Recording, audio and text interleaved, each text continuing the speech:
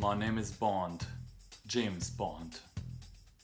Je suis allé voir Spectre, le 24e film de la série James Bond et le film le plus attendu dans les salles de cinéma depuis cet été. C'est réalisé par Sam Mendes qui avait réalisé Skyfall en 2012 et ça met en vedette Daniel Craig dans la peau de James Bond pour la 4e fois. Il y a aussi Ralph Fiennes dans le rôle de Q, Ben Whishaw dans le rôle de M. Le méchant est joué par l'excellent Christoph Waltz et les Bond Girls cette fois-ci sont la française Léa Seydoux et la belle Monica Bellucci. Dans ce nouveau film, un message cryptique venu tout droit du passé de James Bond le pousse à enquêter sur une sinistre organisation. Et pendant que M affronte une tempête politique afin que les services secrets continuent à opérer, Bond travaille très fort pour révéler la terrible vérité derrière le spectre. Look around you, James. Everything you believed in, a ruin.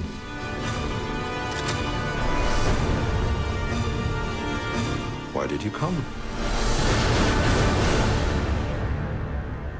I came here to kill you.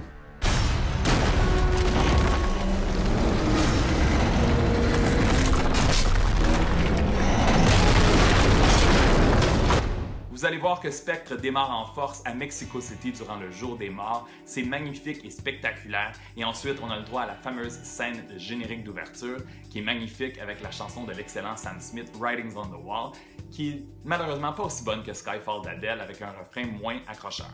Comparativement à Skyfall, j'ai un peu moins aimé, on joue moins dans les émotions, c'est assez froid et plutôt sombre, mais on change pas la recette gagnante de 007, beaucoup d'action dans plusieurs pays, de beaux habits, des voitures de luxe, des belles femmes, et tout ça avec une touche d'humour. J'ai bien aimé la réalisation de Sam Mendes, un bon scénario, des images magnifiques, mais évidemment c'est un peu comme un Rambo avec de la classe et des beaux habits, c'est souvent tiré par les cheveux. Vous allez voir que malheureusement on ne voit pas beaucoup Monica Bellucci qui a 51 ans et la plus vieille Bond Girl de l'histoire. Christoph Waltz est excellent mais joue encore le même genre de personnage qu'à l'habitude.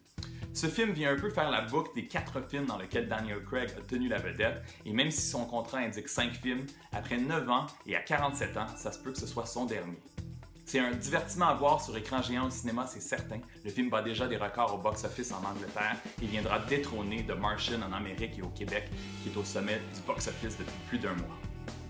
Le film Spectre dure 2h30, je lui donne 3 étoiles et demie sur 5, et si ce n'est pas encore fait, allez cliquer j'aime sur ma page Facebook et suivez-moi aussi sur Twitter. Sur ce, je vous souhaite bon cinéma!